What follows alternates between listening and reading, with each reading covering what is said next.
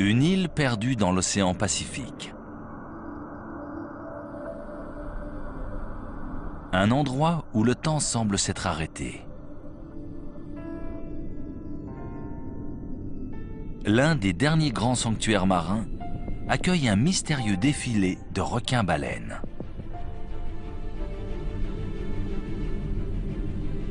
Ce sont en majorité des femelles sur le point de mettre bas. Qu'est-ce qui les attire ici? Où vont-elles?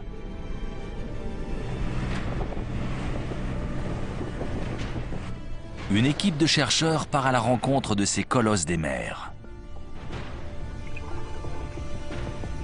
Ils vont suivre leur périple autour de la planète. Cette odyssée commence ici, aux Galapagos, le royaume des requins géants.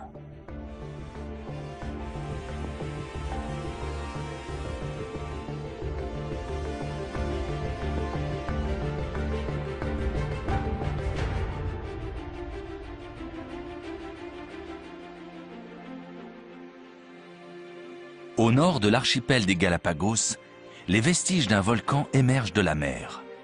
C'est l'île Darwin.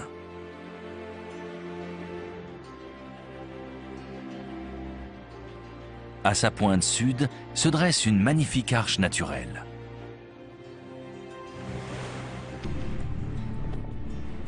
Une expédition scientifique pilotée par le Parc national des Galapagos vient d'arriver.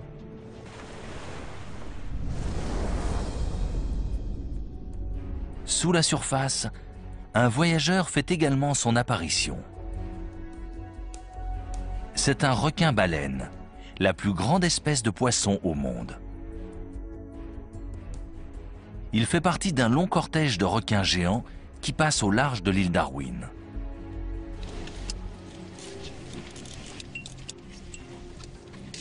Les chercheurs espèrent trouver ce qui les attire dans ce coin isolé du Pacifique.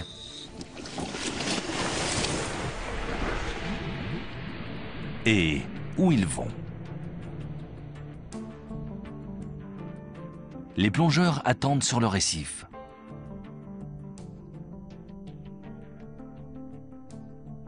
Une silhouette massive apparaît enfin. Avec ses 12 mètres de long, cette femelle a presque atteint sa taille adulte. Les plongeurs s'approchent.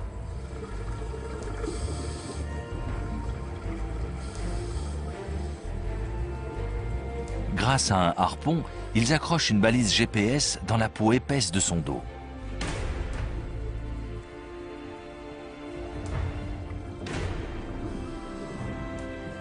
Jonathan Green est le responsable de l'expédition. Elle a à peine tressailli. Je nage vers la tête.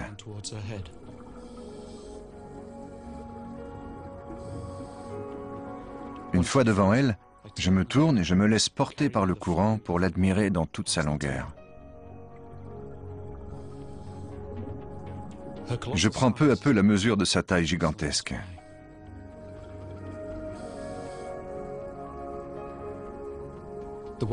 Elle poursuit tranquillement son chemin, sans se soucier de ce qui se passe autour d'elle.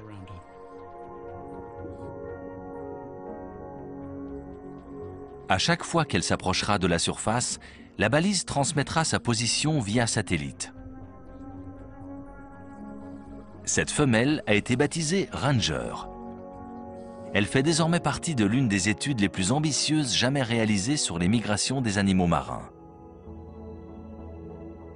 Ranger reste au nord des îles Galapagos durant plusieurs semaines. Puis, elle se dirige vers le sud-est à plus de 1000 km au large des côtes péruviennes. Mais cette étude ne se limite pas uniquement au déplacement de Ranger. Elle suit également Jaws, une autre femelle. Jaws prend la direction du nord-ouest, vers les fonds accidentés de la dorsale des Galapagos.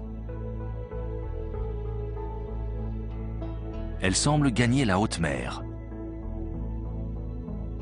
Mais soudain, elle fait demi-tour pour revenir vers les Galapagos.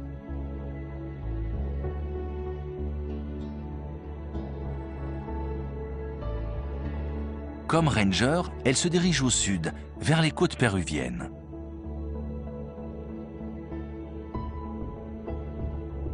Il y a aussi Kimberly, une jeune femelle de 5 mètres de long. Elle est arrivée à l'île Darwin en compagnie de Jaws et l'a suivie vers l'ouest. Mais elle a ensuite quitté sa congénère pour virer au sud, à destination de la dorsale Est-Pacifique, une autre zone sous-marine accidentée. Kimberly avance en zigzagant, probablement au gré des zones d'alimentation. À environ 3500 km de l'île Darwin, sa balise s'est détachée.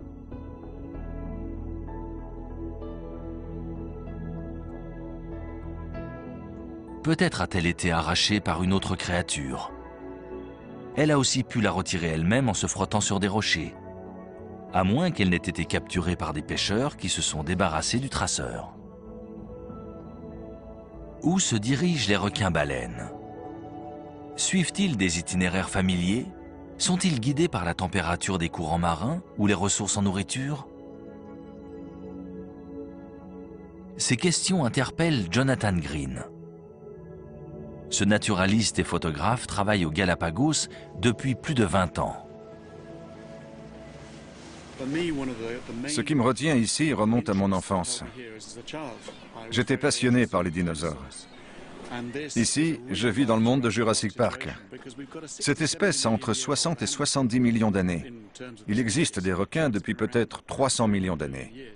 Ils appartiennent à l'ère des dinosaures. Ils sillonnent encore les eaux de notre planète et nous ne savons absolument rien d'eux. Comment se fait-il que nous en sachions plus sur les souris ou les fourmis que sur les requins-baleines?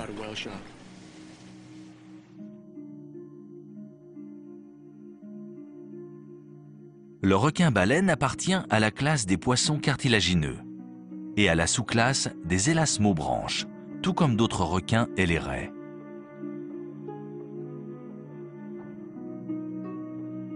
On compte aujourd'hui 500 espèces de requins. Les plus communs sont les requins marteaux et les requins de récif.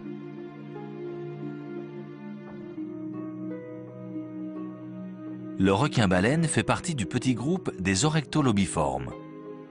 La disposition de leurs nageoires est différente et leur peau fait un pli près des narines, juste au-dessus de la bouche.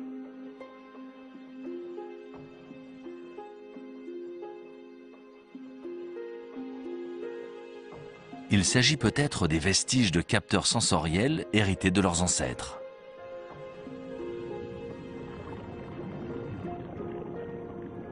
Un requin-baleine adulte peut atteindre 18 mètres de long et peser 30 tonnes. Sa durée de vie est d'environ 70 ans. Ce géant sillonne les océans en se nourrissant de plancton, de krill et de petits poissons. Jonathan a initié une vaste campagne d'études de cette espèce.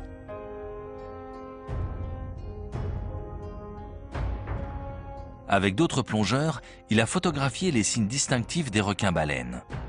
Les taches claires forment en effet des motifs propres à chaque animal. Ces informations ont été répertoriées dans une base de données internationale. Elles permettront un jour de les identifier. Jonathan a ensuite contacté les chercheurs du Parc national des Galapagos, de la Fondation Charles Darwin et du programme de pistage des animaux marins de l'Université de Californie. Et il les a convaincus de participer à son projet d'étude. Le marquage se fait en général sur les lieux de grands rassemblements. La mer de Cortés, située au large des côtes du Mexique, est l'endroit idéal pour cette opération.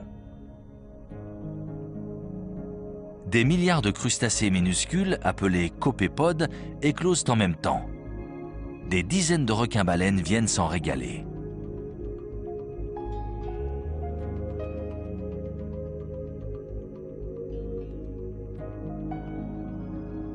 On les voit parfois se nourrir à la verticale pour profiter de la densité de la nourriture.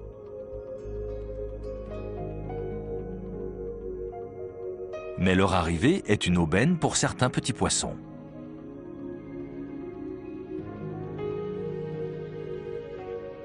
Une horde de bonites à ventre rayé rôde dans les parages. Pour se protéger, les petits poissons se collent aux requins géants. C'est un excellent garde du corps. Les prédateurs gardent leur distance. Cet endroit est l'un des nombreux lieux de rassemblement de requins-baleines. Ils se retrouvent aussi au large du Belize, attirés par les œufs pondus par les vivaneaux au printemps. Ils convergent aussi vers les eaux de l'Australie occidentale, où le corail se multiplie en masse après les pleines lunes de mars et avril. Jusqu'à présent, la plupart des études se sont concentrées sur les sites où ils se nourrissent. On y trouve des individus relativement jeunes, et principalement des mâles. Ici, c'est différent. Il y a un grand nombre de femelles adultes et pleines. On ne sait pas grand-chose sur l'endroit où elles vont pour s'accoupler ou mettre bas. Il reste encore beaucoup d'interrogations.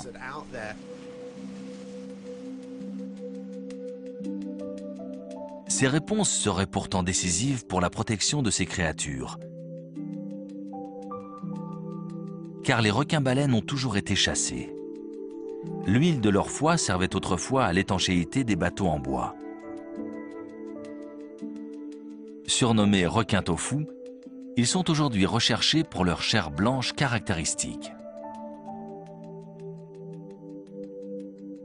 Ils sont également convoités pour leurs ailerons, qui peuvent se vendre jusqu'à 40 000 € pièce. En Chine, la soupe d'aileron de requin est un mets incontournable des repas de fête. Cette tradition serait responsable du massacre de millions de requins chaque année.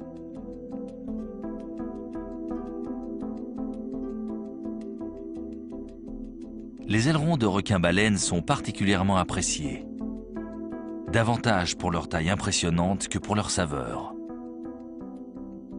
Les boutiques et restaurants s'en servent pour attirer les clients dans leur établissement.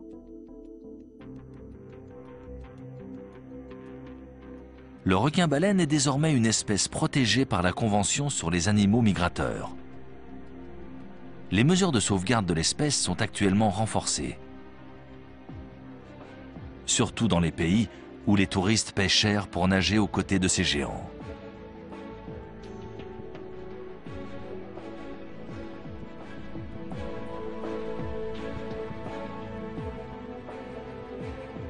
Leur nature docile permet à notre équipe de chercheurs de les approcher. Ils prélèvent des échantillons d'ADN et insèrent des balises GPS sous leur peau.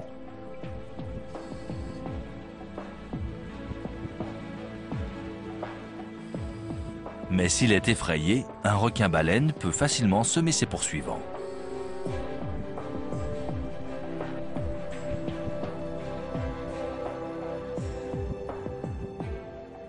Les adultes sont puissants et potentiellement dangereux.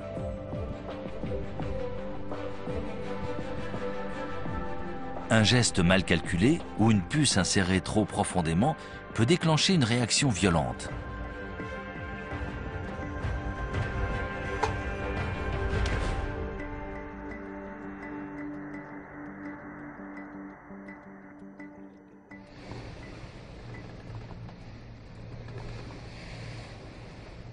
Lors de la première expédition, Jonathan Green et son équipe ont marqué 14 animaux.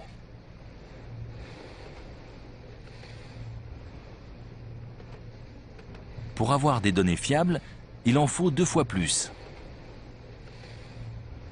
Ils reprennent donc la mer à bord du Queen Mabel pour 30 longues heures de route.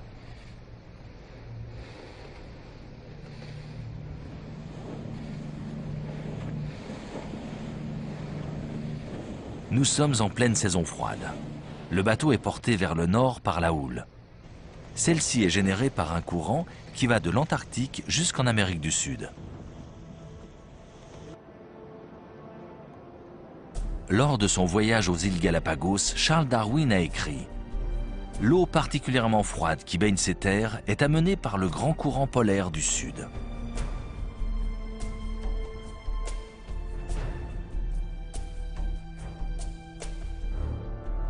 Des milliers de baleines empruntent ce corridor vers le nord après s'être nourries tout l'été au large de l'Antarctique.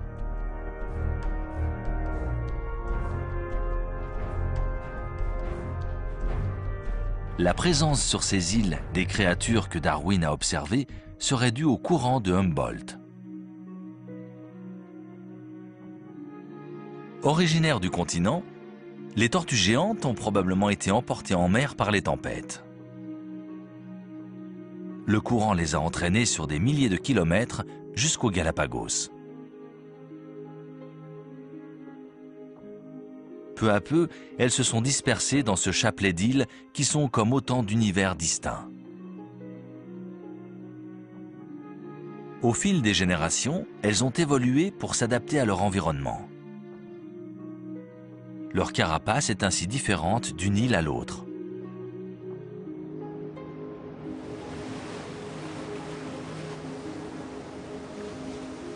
Les iguanes sont certainement arrivés sur des troncs d'arbres dérivant dans la mer. Sur place, ils ont appris à se nourrir près du rivage.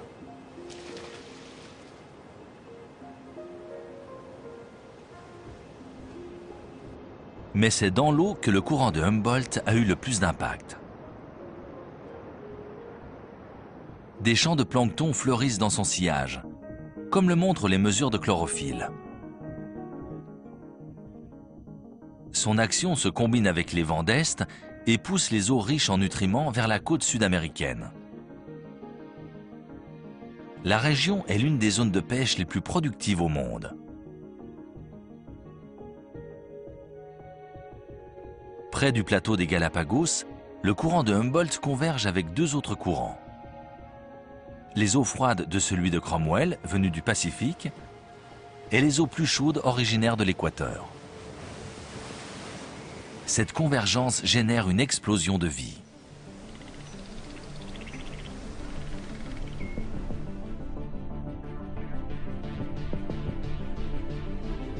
Les raies manta écument la surface des eaux riches en plancton.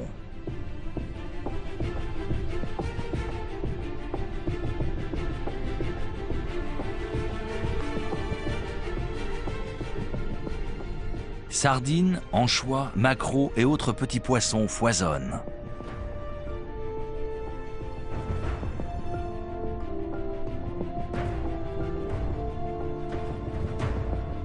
Toute cette nourriture attire de nombreux marlins rayés de la région et d'ailleurs.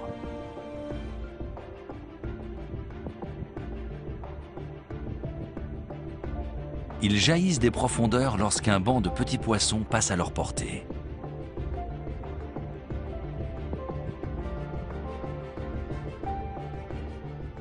Les proies resserrent les rangs et forment une boule insaisissable. Des otaries se joignent à l'attaque.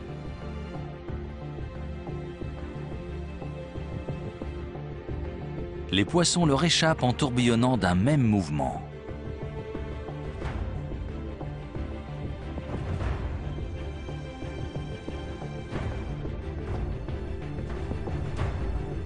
Mais la fatigue gagne le banc. Les prédateurs parviennent enfin à s'emparer d'individus dans la masse.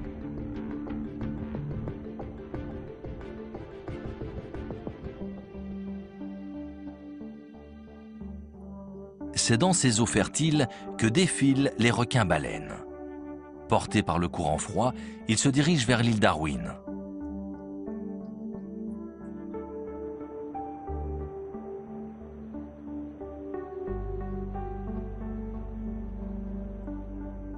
Jonathan Green espère découvrir un jour ce qui les attire dans ce lieu isolé. Les nuages bas ont masqué le bleu du ciel, donnant à l'océan des reflets gris métalliques. Nous avons passé la matinée à activer les balises GPS. Nous avons remplacé les anciennes coques par de plus petites en plastique. Nous les avons ensuite recouvertes d'une couche d'antisalissure, puis laissées sécher sur le pont arrière. Les fusils sont prêts, lubrifiés et nettoyés. Les plongeurs se répartissent dans 2 canots. Ils vont se rendre dans les eaux tumultueuses qui baignent l'arche de Darwin.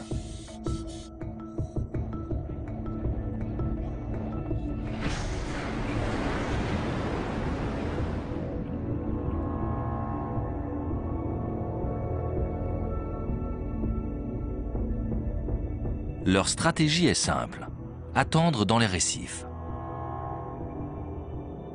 Si aucun requin-baleine ne passe, ils se laisseront porter par le courant à leur recherche.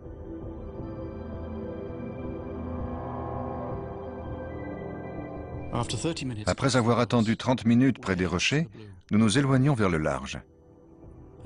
Et presque immédiatement, nous repérons une énorme femelle. Des taches nettes. Elle est probablement jeune. Elle est pleine et mesure environ 11 mètres.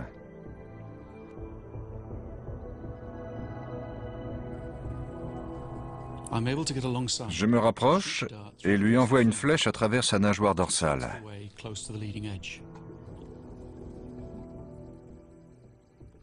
La flèche transperce environ 15 cm de cartilage.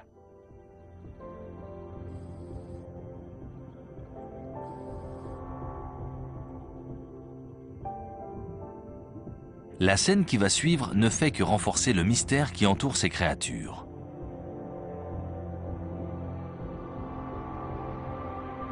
Une autre femelle apparaît soudain.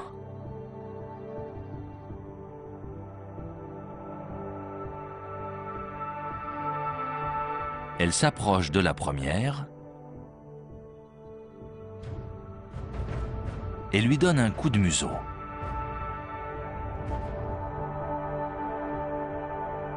Est-ce une démonstration de force ou une sorte de signal de communication?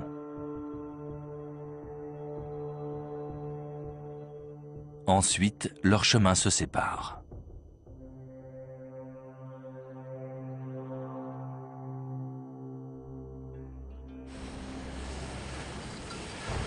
Le lendemain, l'expédition semble très prometteuse.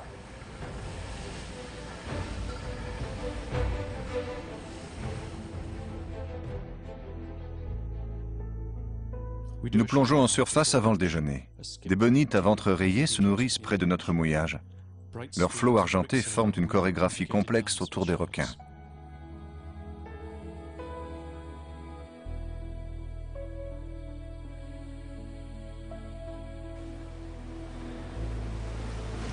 En fin d'après-midi, nous photographions le coucher du soleil sur l'arche de Darwin.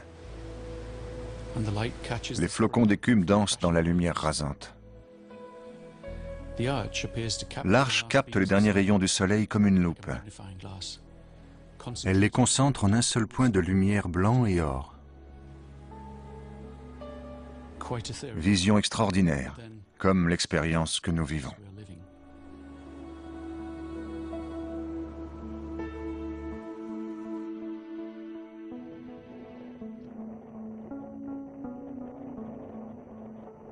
Le 3e jour, des changements inattendus surviennent dans les courants.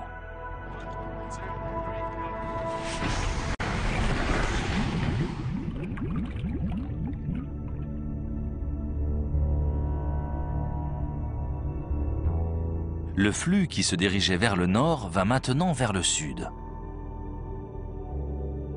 Les requins marteaux se rassemblent plus près des récifs.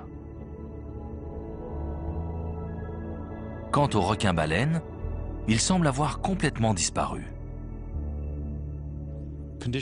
Les conditions sont loin d'être idéales.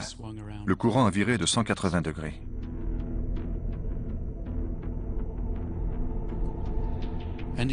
La plongée prend fin précipitamment. Nous regagnons le canot escortés d'une légion de bonites.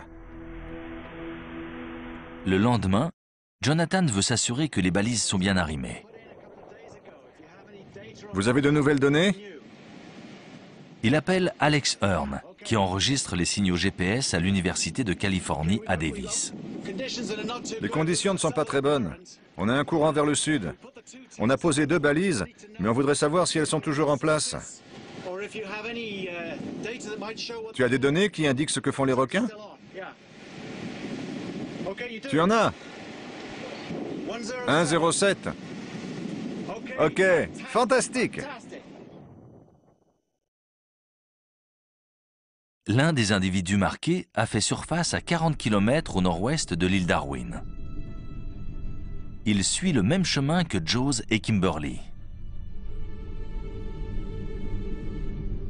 Les requins suivent-ils la nourriture portée par le courant de Humboldt ou ont-ils d'autres impératifs?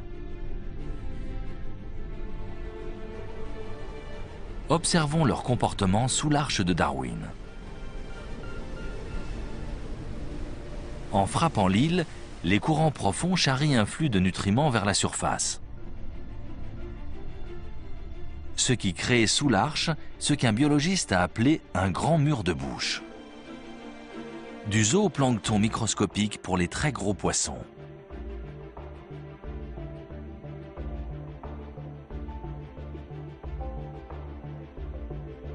Parmi eux, des prédateurs comme les requins et les bonites.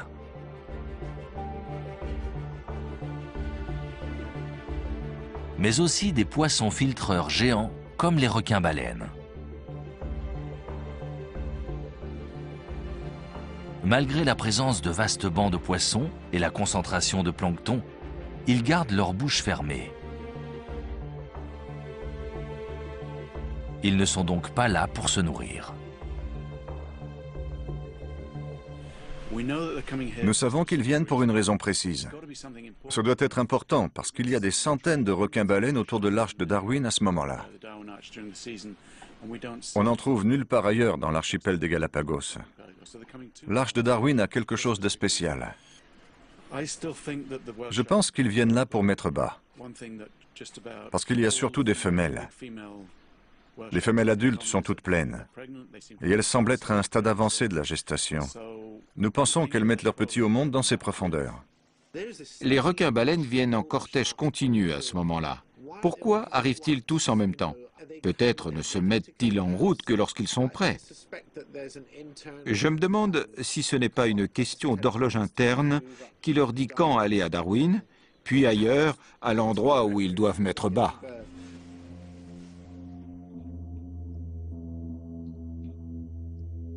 Ces femelles accouchent peut-être dans les profondes dépressions qui entourent l'île Darwin, ou dans la dorsale des Galapagos plus au nord. Cette région s'est formée il y a des millions d'années, lors de la séparation de gigantesques sections de la croûte terrestre. Le relief, composé de crêtes, de monts sous-marins et de cheminées hydrothermales, attire une faune très variée. Les coins et recoins du fond océanique sont autant de lieux sûrs pour protéger un nouveau-né.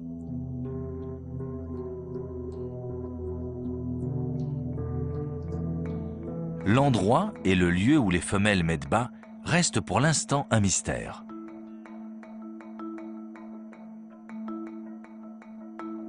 Une femelle pleine a été capturée par des pêcheurs taïwanais. Les chercheurs l'ont disséquée et ont découvert dans son ventre 300 petits, à tous les stades de la gestation. De minuscules embryons et des jeunes prêts à naître. Mais ce n'est pas tout. Les analyses génétiques ont montré qu'ils étaient tous issus du même mâle.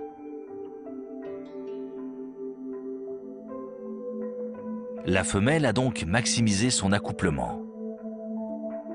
Elle a conservé la semence du mâle et a fertilisé ses œufs au fur et à mesure.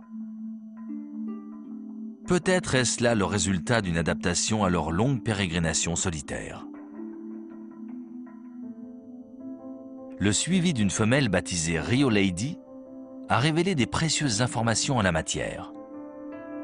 Elle avait été marquée au large de la péninsule mexicaine du Yucatan en 2007.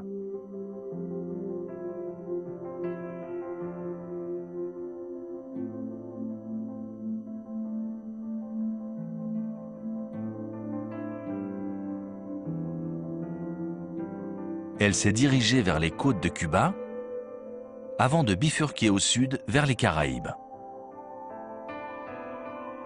Après la Jamaïque, elle a mis cap sur l'océan Atlantique.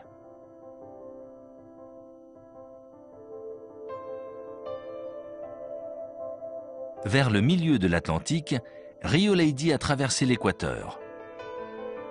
C'est là qu'après plus de 7000 km, sa balise a cessé de transmettre ses coordonnées. Mais les chercheurs ont retrouvé sa trace. 4 ans plus tard, des plongeurs l'ont photographié au large du Yucatan et l'ont identifié grâce à ses taches. Elle participait au plus vaste rassemblement de requins-baleines connus. Chaque année, plusieurs centaines de ces géants viennent se nourrir dans les eaux mexicaines saturées d'œufs de thon. Les déplacements de Rio Lady ont clairement prouvé que les requins-baleines suivent des itinéraires précis.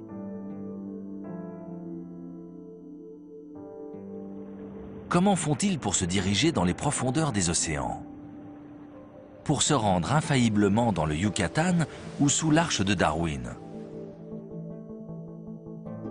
La réponse pourrait venir d'une autre espèce. Le requin-marteau à licorne.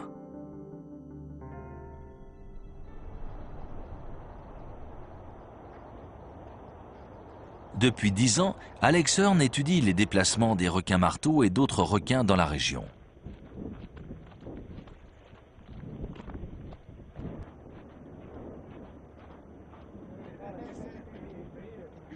Ces recherches entrent dans le cadre d'une étude plus globale menée par le Parc national des Galápagos.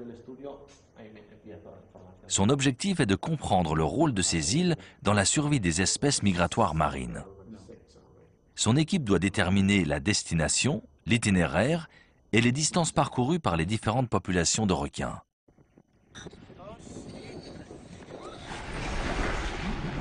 Une série de stations d'écoute ont été mises en place dans l'archipel. Situées en eau peu profonde, elles enregistrent les signaux émis par les balises GPS des requins.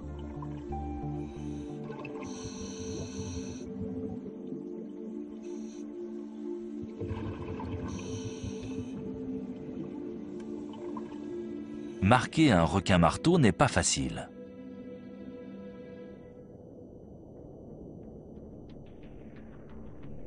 Le bruit des bouteilles d'oxygène les effraie. Les plongeurs doivent descendre en apnée pour les approcher. Leur but? Insérer la balise dans un muscle de leur dos.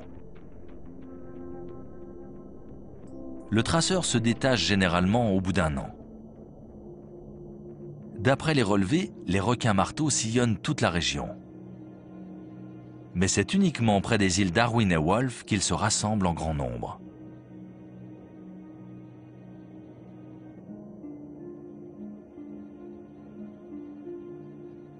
Les plongeurs viennent du monde entier dans ces 2 îles pour les admirer.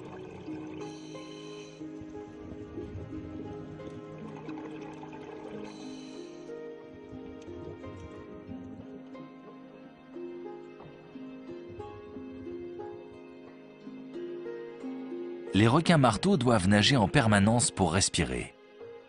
L'eau entre par la bouche et ressort par les branchies qui filtrent l'oxygène.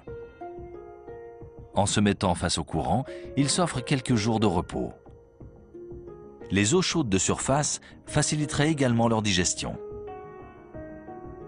Ici, les requins peuvent se rapprocher des rochers. Les demoiselles royales viennent aussitôt les débarrasser de leurs parasites.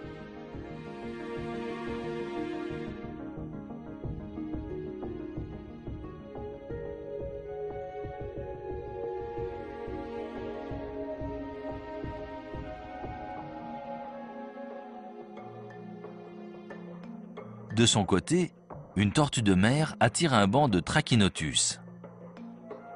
Ils viennent se frotter à ses écailles rugueuses.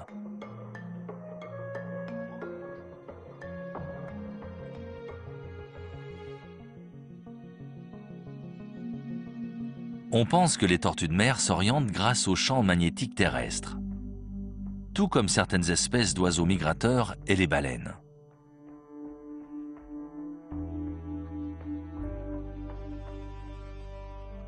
Les requins possèdent peut-être leur propre sens de navigation.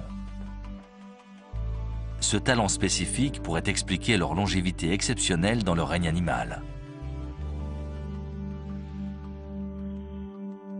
Le museau des requins est parsemé d'organes sensitifs spéciaux. Ils détectent les impulsions électriques émises par les battements de cœur ou les muscles de leur proie.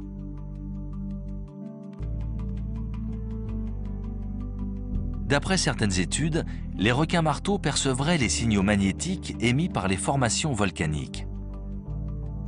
Ces signaux les guideraient tout droit sur des îles comme Darwin ou d'autres reliefs sous-marins à travers le monde.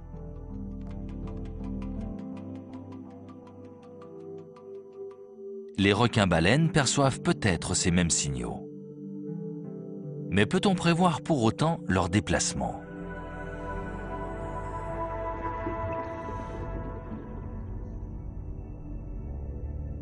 Cinquième jour.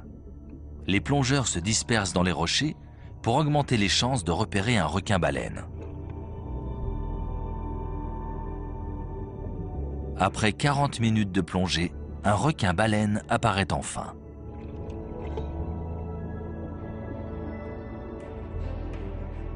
Il est à 40 mètres de profondeur. Il faudra du temps pour le rejoindre et les bouteilles d'oxygène sont presque vides.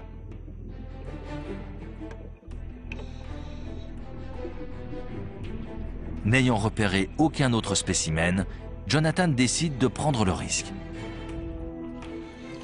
Je l'ai vu en contrebas, à quelques coups de palme.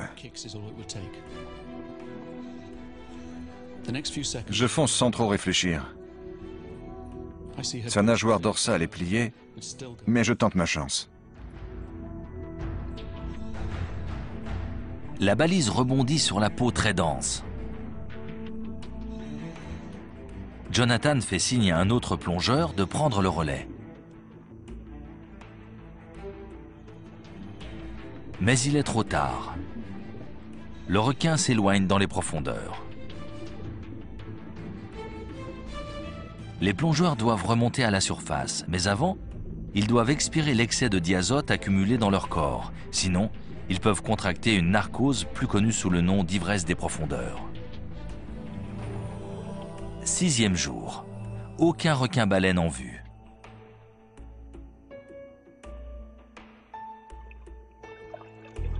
Pour étendre leurs recherches, ils décident de plonger avec des tubas.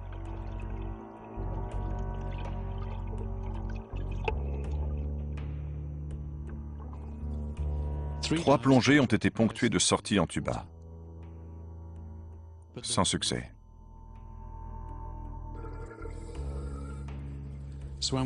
Mais nous avons nagé avec les dauphins. La journée n'a pas été perdue.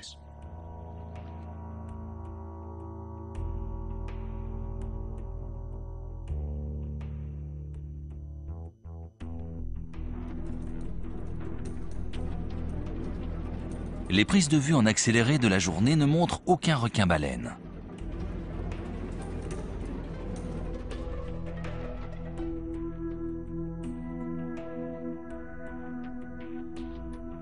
Le courant a pris de la vitesse.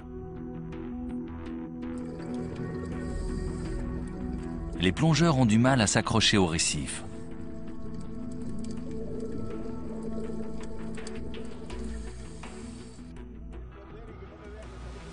L'expédition va bientôt prendre fin. Finalement, le 8e jour, à 3 jours du départ, les conditions de plongée s'améliorent.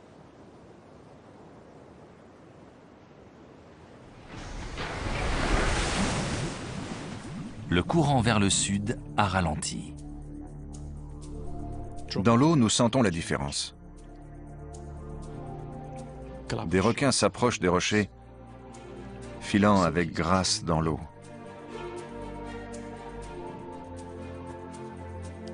Enfin, nageant lentement contre le récif, un petit requin-baleine d'environ 3,50 m.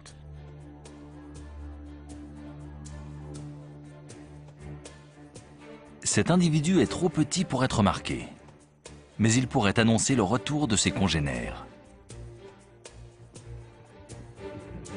Dans l'après-midi, le courant vers le nord se renforce.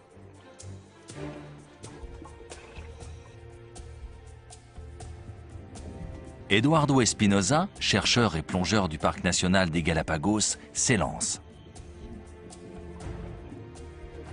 Le requin s'éloigne rapidement. Eduardo accélère.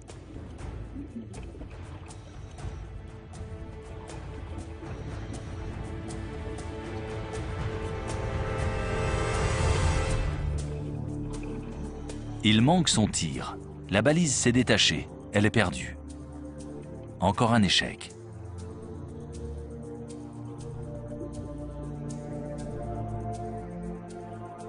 Les requins sont de retour, mais les câbles qui maintiennent les balises ne cessent de casser.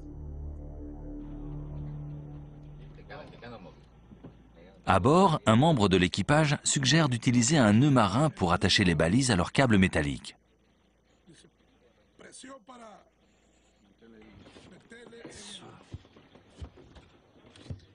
Il décide aussi d'augmenter de 50% la pression des fusils à air comprimé.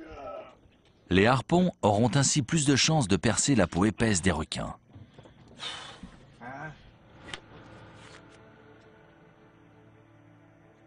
Neuvième jour. Dans son journal, Jonathan note que ces 2 derniers jours vont être décisifs.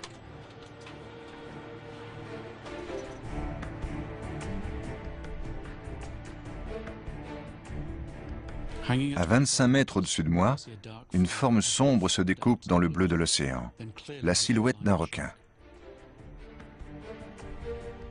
Je nage vers lui et monte à sa hauteur sur le flanc gauche.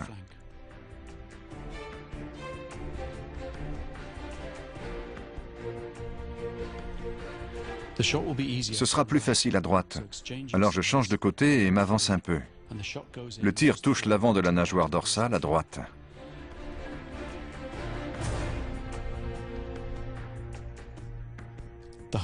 Le harpon se détache et la balise 108-103 disparaît dans les profondeurs.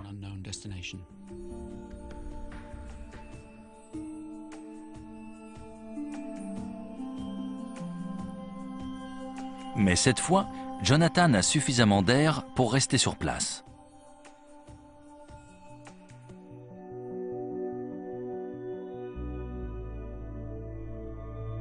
Je nage vers les rochers et je reste là une dizaine de minutes. Les requins marteaux défilent au-dessus de ma tête. Leurs reflets bronze et argent se détachent sur la surface comme des corps célestes flottant dans un espace aquatique. Aucun mot ne saurait traduire tant de beauté. J'aimerais troquer mon fusil pour un appareil photo. Ces images resteront à jamais gravées dans mon esprit.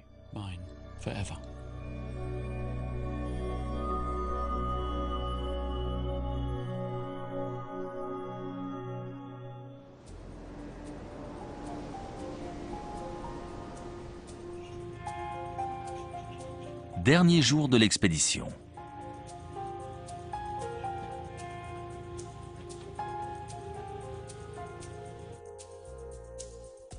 Eduardo Espinosa marque une femelle qui sera ensuite baptisée Margarita.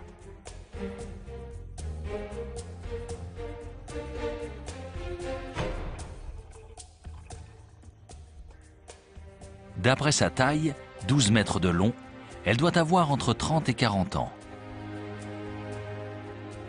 À en juger par les cicatrices de morsures ou d'hélices sur son abdomen, elle a subi bien des épreuves.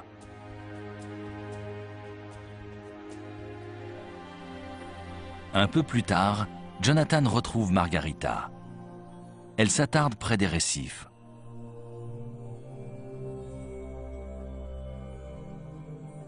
C'est l'occasion de l'observer de plus près.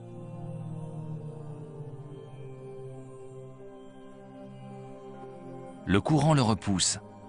Il se réfugie plus bas vers les rochers.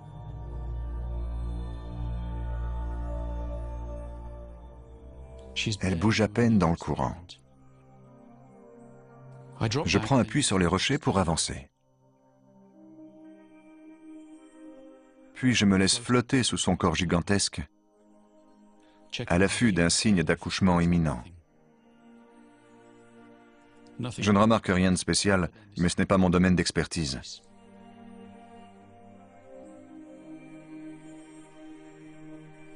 Si un bébé requin doit venir au monde, plusieurs bonites seront là pour en faire un festin.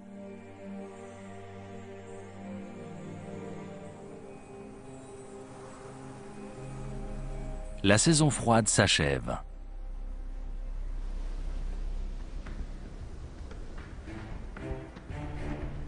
Sur Terre, c'est la saison des amours.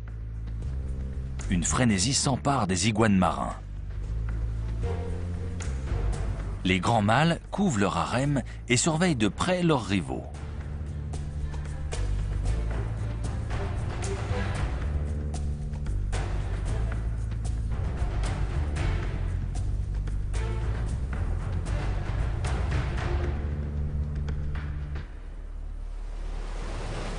La température de la mer remonte. Le courant de Humboldt faiblit et les courants équatoriaux poussent plus au sud. Il est temps pour les baleines de se diriger vers le sud. En été, la nourriture abonde au large de l'Antarctique.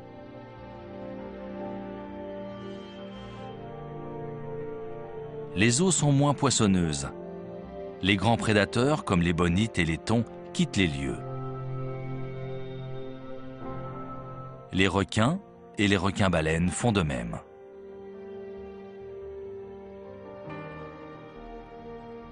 Margarita, la femelle aux cicatrices, met le cap au nord. Sa balise permet de la suivre pendant 1 mois. Puis elle cesse d'émettre. Mais il sera facile de la reconnaître. Peut-être la recroiseront-ils bientôt sous l'arche de Darwin. Elle a sans doute rejoint ses congénères vers le sud. Parmi eux, Jaws. Une autre femelle baptisée Sin Nombre. George, le seul mâle du groupe. Et Carla. Ils convergent tous vers les côtes péruviennes.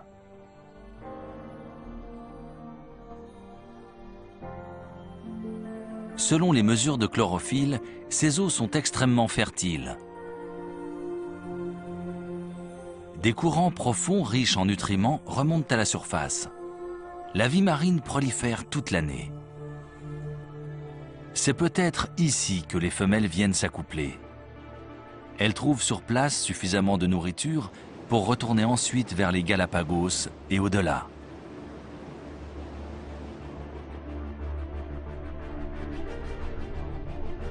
Les données montrent quelques exceptions. Ranger descendait le long des côtes sud-américaines quand sa balise a cessé d'émettre. Et avant de perdre son traceur, la jeune Kimberly se dirigeait vers le sud, en plein Pacifique.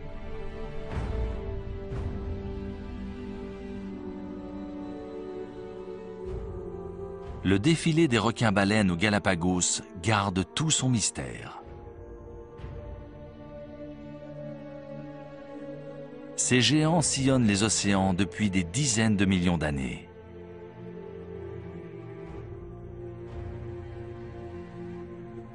Comparée à eux, l'île Darwin est récente. Elle est née de la formation de la dorsale des Galapagos il y a 3,5 millions d'années.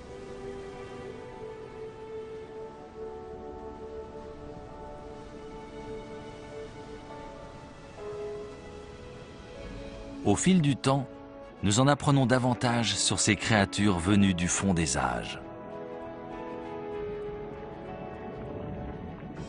Cette étude n'est qu'un premier pas.